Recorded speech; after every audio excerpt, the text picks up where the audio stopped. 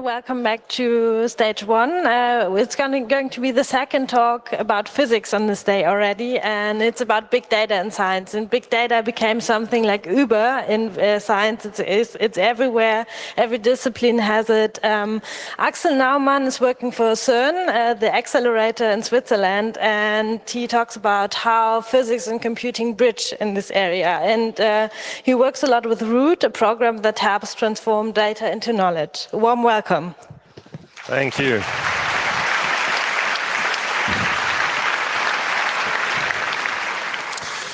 Thanks a lot. So, well, you know, when I was discussing this abstract with the science track people, they told me, well, you know, about 300 people might be in the audience, but whoa, hey, you are huge.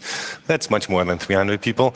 So thank you so much for inviting me over. It's a real honor. And of course, originally when talking to 300 people who are all science interested, I thought, you know, I picked something fairly narrow, focus-wise. But then I learned I'm going to be in Saal 1, and that's different. So I decided to make the scope a little bit wider. And that's what I ended up with. I'll talk a little bit about CERN and society as well, if you so choose. You'll see what that means in a minute. So the things I'll cover here is obviously CERN, just a little bit of an introduction, how we do physics, how we do computing, what data means to us, and I can tell you it means everything. You heard about that already, right? How we do data analysis in high-energy physics.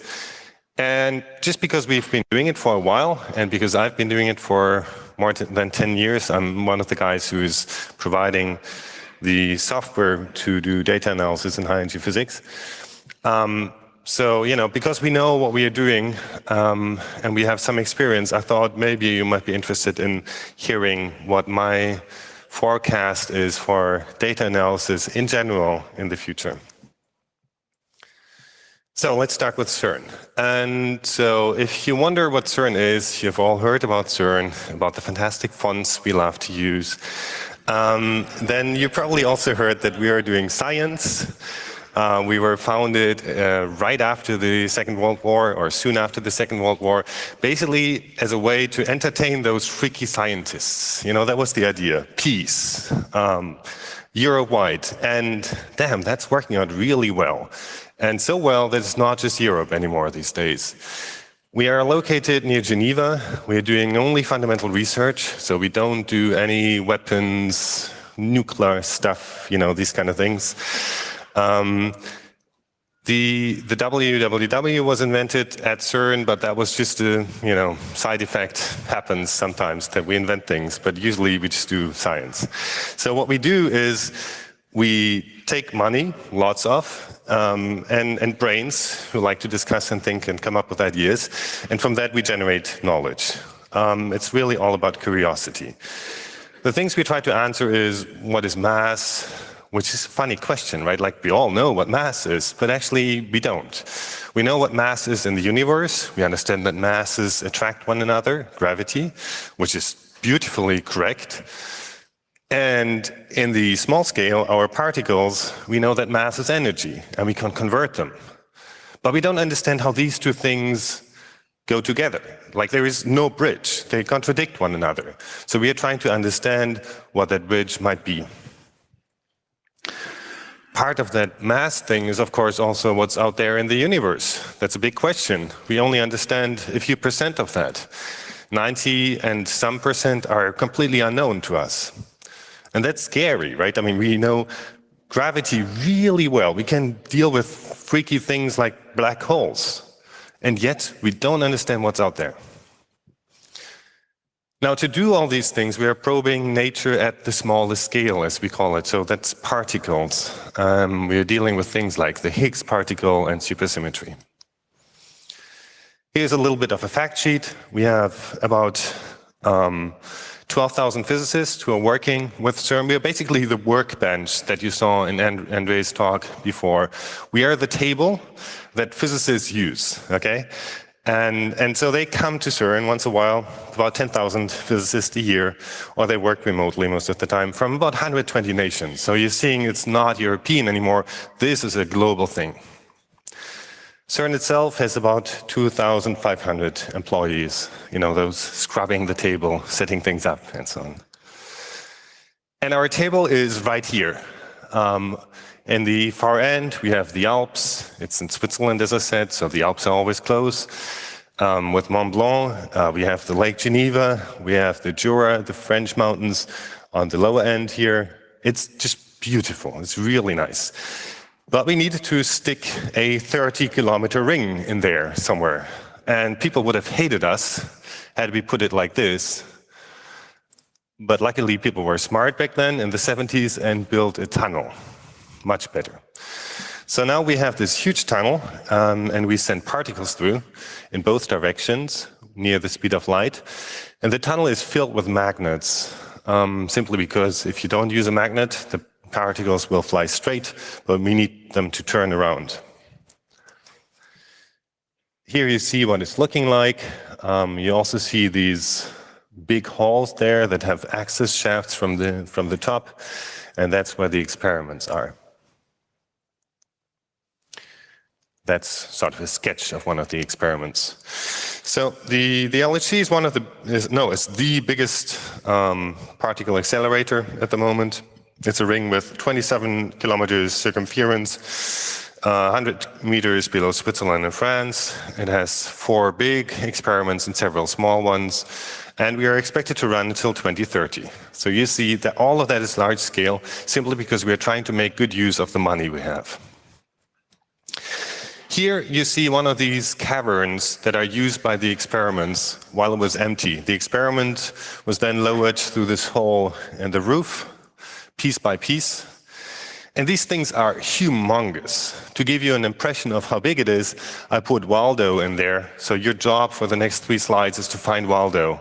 That gives you the scale. He's friendlily waving at you, so it should be easy to find him. So then we put a detector in there. Here it's pulled apart a little bit, so it looks nicer. You can actually see something. You can, for example, see the beam pipe. So that's where the particles are flying through. And then they're coming from both directions and colliding in the center of the detector. And then things happen, and we try to understand what is happening. That's yet another view, a frontal view on one of the detectors. And now you have to imagine that, you can't just open up Amazon and order an LHC experiment, right? That's not how it works. We do this stuff ourselves, like PhD students, postdocs, engineers. That is all done by hand, just like the microscope you saw before. Of course, you order the parts, but the design, the whole conception, and actually screwing these things together, making sure that it all fits, is all done by hand. And I find that just beautiful. I mean, that's close to a miracle, right? That nations, like people, no matter what nation, people across the globe work together to build such a huge thing, and then you turn it on, and it works, more or less, but you get it to work.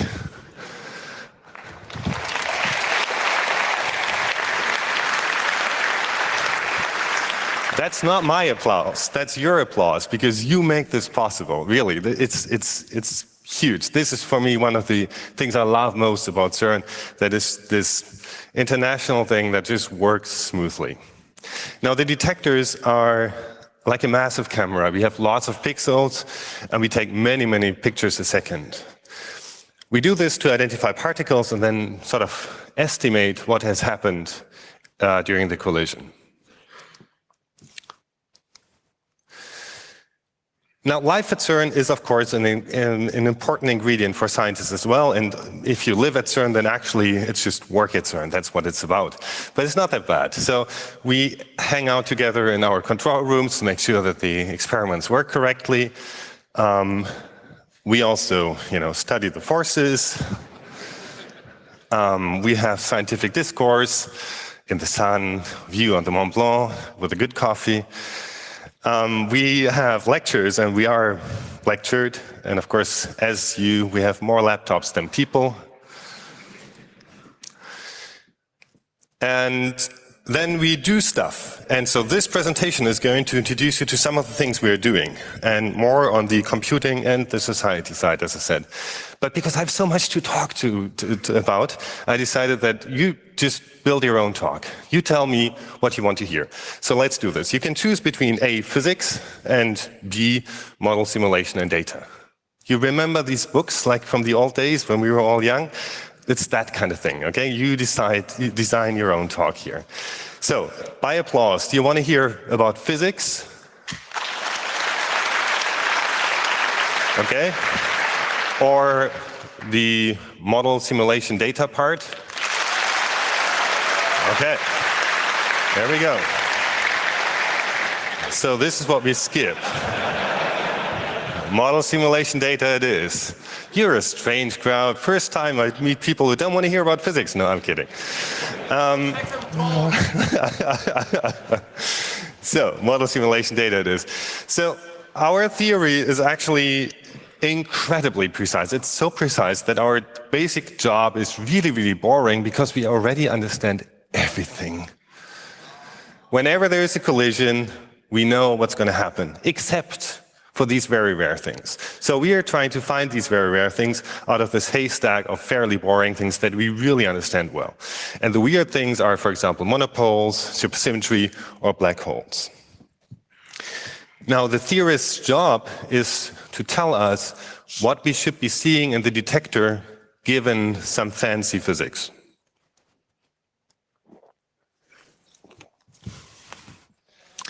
Then we use simulation to see how our detector would respond to that.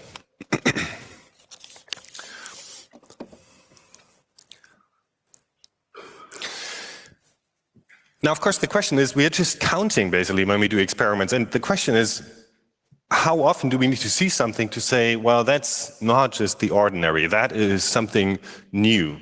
That's something that could be explained by a weird theory. We use the detector simulation, as I said, to basically predict how much we expect to see things. We use reconstruction software, which tells us what has happened or might have happened in the detector to count how often we saw something. And then we use statistics to compare these two and to say whether something is expected or not. Now that's fairly abstract, but it's fairly common. It's a fairly common approach. For example, if you look at climate versus weather, right? I mean, we always have temperature fluctuations because of weather, and the question is that rise in temperature because of a weather effect or because of a climate effect? Is that large scale or just a short-term fluctuation? So there we have a very similar problem, and here what you do is you measure temperatures, and you want to detect abnormal variations, and you can improve that by measuring longer, like for 300 years instead of 20 years. That gives you a better prediction what you would expect in the future. Also, larger deviations help, right? If you look for something that is just 0.1 degree, then you might not be able to find it. If there is a deviation of 5 degrees, you will definitely find it. And for us, it's very similar. So here we have a plot, one of the first Higgs discovery plots, and you can see that we have many ingredients there. So the black dots are what we measure, and they have a certain uncertainty because when we measure, we count, and we might have not seen something, or we might have seen more than we should have seen. So there's always an uncertainty. And then we also have theory, which tells us you should have seen so many. And so for the red part, that's something that we know exists. It's nothing spectacular. It's simply what theory is telling us what we should be seeing. And you can see that data follows the red part fairly well. But then there is this other bump in our dots on the right-hand side or in the center, and that does not make sense unless you take the Higgs into account, right? Which is the light blue part. And so here you can see how this interplay between different sources of physics and statistics works for us. Now, just as for the climate, more data helps. And there are two versions of more data. More data either by having more collisions, which is why we are running 24/7, or more data by combining different analyses, which is what's happening here. So here you see all these different analyses. If you combine them, of course, you get a much stronger prediction of, in this case, the Higgs mass than if you just take any single one of them. You see how similar what we are doing is to, any of the big data analyses out there. Okay, so that was that part. Now comes the obligatory part again, computing. When we were designing the LHC, not me, when people were designing the LHC, they needed to project computing power from 1990 to 2000, 2010, and so on. And then they said, well, we need massive amounts of computers. And for you, there's no, everybody has it. We have it as well. We have our racks of computers. This is something that the big companies usually don't show you. There is actually a ramp where the trucks arrive and they offload the things, and then somebody needs to screw them together, and then it looks shiny. This is how we are spending our CPU time. We have about 60,000 cores that are spinning all the time for us, and they're distributed around the world. You can see that CERN, for example, is the orange or the red part there near the bottom. So we make good use of that. We also monitor the efficiency, and because 100% efficient is for beginners, we are actually about 700% efficient. Don't ask why.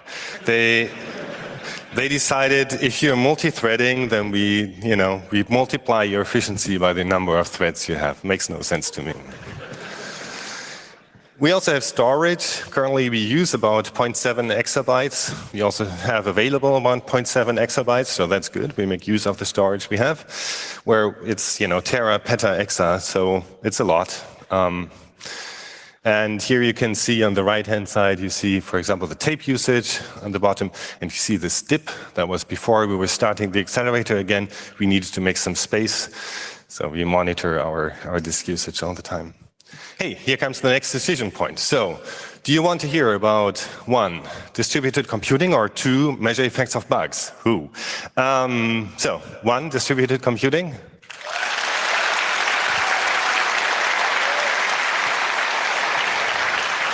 And 2, measure the effects of bugs.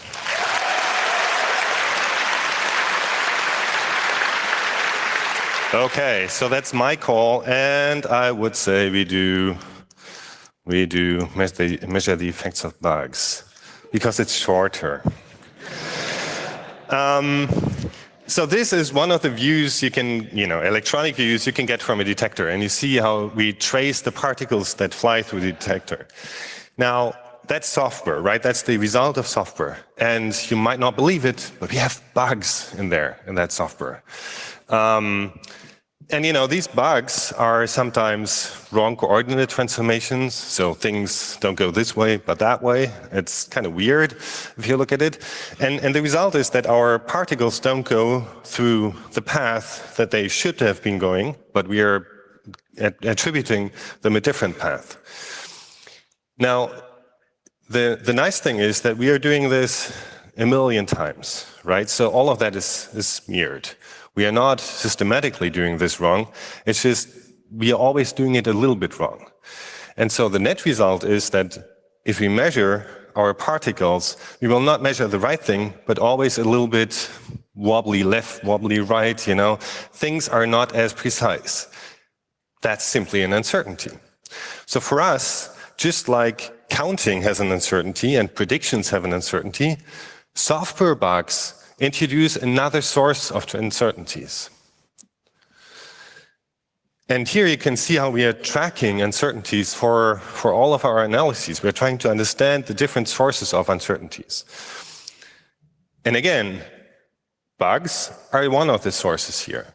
So if we find a bug, then we reduce our uncertainty, and we can find new physics earlier, instead of having to wait and collect more data. So for us, finding bugs is really key. We really love to find bugs because it brings physics closer. I thought that was interesting. It's kind of rare that you're in an environment where you're able to measure the effect of bugs. Okay, so now we'll be talking about data. I told you that we are trying to find particle traces in our data, and the way we do this is by using reconstruction programs, and there are multiple gigabytes of binaries in shared libraries and stuff. They're huge. They're experiment specific, and they are curated by the experiments, open source for some of them, and we want them to be correct and efficient. The data format we use is not comma-separated values, it's binary, and for some strange reason, it's our own custom binary format. The reason is that it's really targeted at the kind of data we are having. We have collisions that are independent, so we only need one in memory at any time, and we have nested collections, which makes the regular table layout a non-starter. We actually generate them from C++ objects, so from classes, class definitions, C++ class definitions. And we can read them back into C++, but also into JavaScript or Scala. Database just didn't do it for us. They have the wrong model of data access, they don't scale. It's just not the kind of system that works for us. Also, using a file system as a storage backend might sound really very traditional and boring, but it works amazingly well and it seems to be future-proof as well. So that's just the way to go for us. There are many other structured data formats out there.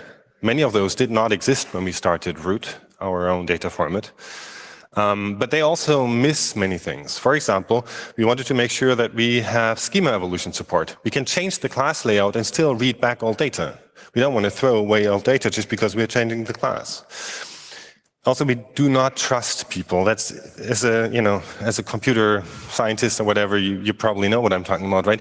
If people have to write their own streaming algorithm, there will be bugs and we will lose data, and we really don't want to do this. So we were trying to automate this based on the class definition. So, last decision point for the story. Do you want to hear about Cling, our C++ interpreter, or about open data and applied science? Let's start with option 1, the C++ interpreter. Okay. And open data and applied science. How much you do? Yeah. I'm heading there. You miss a fish. You can look at the slides later. Okay, so there we go. Really? No, the slide number is wrong. Oh, a bug. So, open data and applied science. Okay, you really wanted to know about our budget. I understand that. So we get from you about 1 billion a year, and the currency doesn't really matter anymore at this point in time. And that is a lot of money. And we try to do really wonderful things. I mean, we really enjoy our job. We love it. It's fantastic to work in such an environment.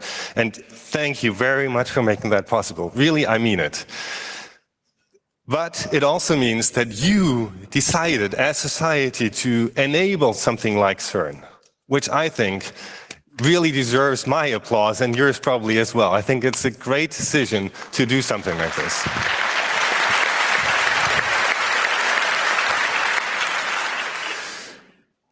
So we realized this, right? We realized that we can do what we do because of you, and we are trying to react to that by giving back what we do. Software, research results, hardware, and data. So the way we share research results is through open access. We have it, finally. It took us a long time to fight with publishers and, the establishment, but now we have it. We also, yes, thank you. We also put a lot of effort in communicating our results and what we are doing. And if you're in the region, it's definitely worth a visit. I mean, the URL is really easy to remember. It's visit.cern, it works. And you should go there by April, actually, if you can, because then you can ask people how to get underground, because the accelerator is off at the moment. We also do applied research. For example, we have this super cool experiment where we try to study how clouds form based on cosmic rays. So the influence of cosmic rays in cloud formation, which is a key element in the uncertainty of climate models. We are trying to think about how to make energy from nuclear waste, so getting rid of nuclear waste while making energy from it. And we are trying to repurpose detectors that we have and develop. We have something called open hardware, for example, White Rabbit, deterministic Ethernet.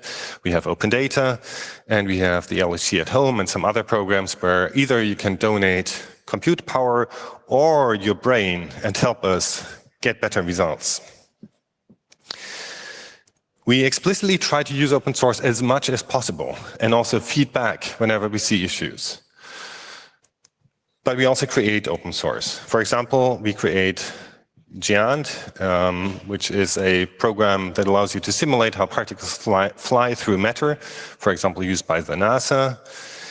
We have Indico, which allows us to schedule meetings, upload slides, all these kind of things across the globe. Lots of people with access protection, all these kind of things, and it's open source.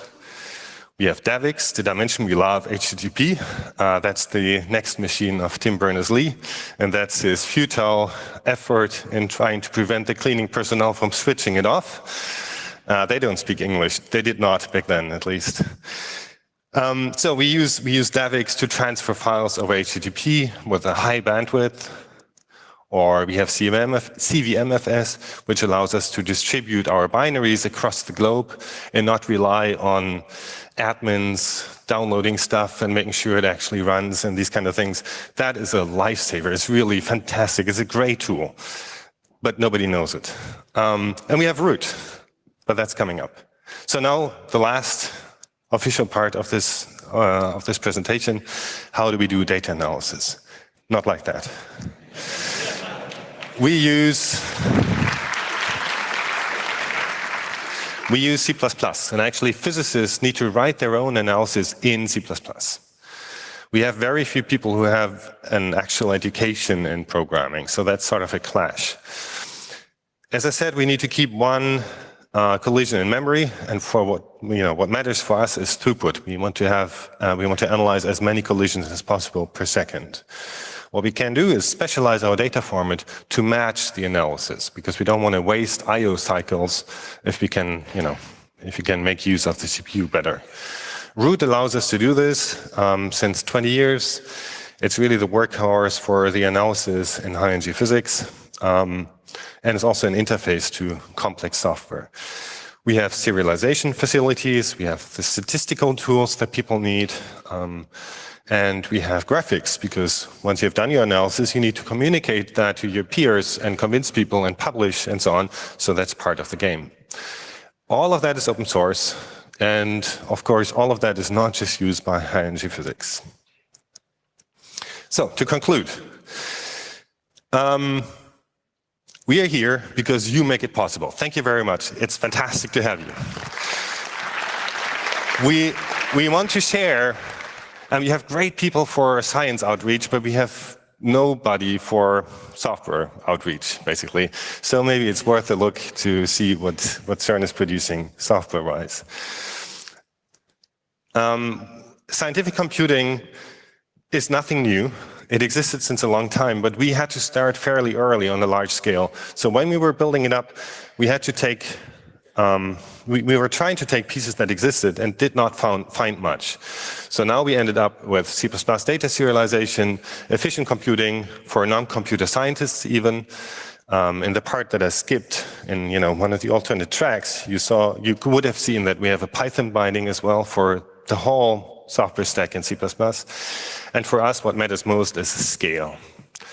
Now we are seeing that we are not the only ones. There are many more natural sciences arriving at a similar challenge of having to analyze large amounts of data. Now, I promise to you that I'll be bold and I'll try to make a few statements of what will happen with data analysis, not just in science. Because what we see is that we actually educate the people who will do data analysis, not just in science. What we see is that in the past, data data volume mattered most. So more data meant more power.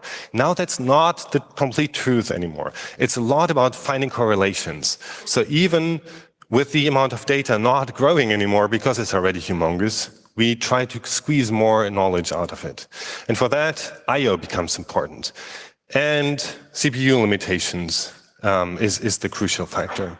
We see that multivariate techniques are still rising, and they will just be part of the tool chain of the statistical tools, except for generative parts, which I believe will change the way we model. Now, based on what I just described, this is not a big surprise anymore. As we need throughput, we need to have a language for the core analysis part that is close to metal. So something like C++. On the other hand, writing analyses is still complex, so you need a higher level language, and for that, people could, for example, use Python. So now language binding becomes relevant all of a sudden. It's much more important in the future. And we need to tailor I/O to the actual analysis to not waste CPU cycles. So throughput is the king, in my point of view. Also in the future, we will see much more effort in increasing the throughput. Okay, so that was it. In case you want to discuss anything with me, like, that's just wrong, that's fine. I probably have several bugs in there. I'm still here until tomorrow. I don't know where yet, so I'll wander around. And you can contact me by email or Twitter. Thank you very much for your attention. Thank you.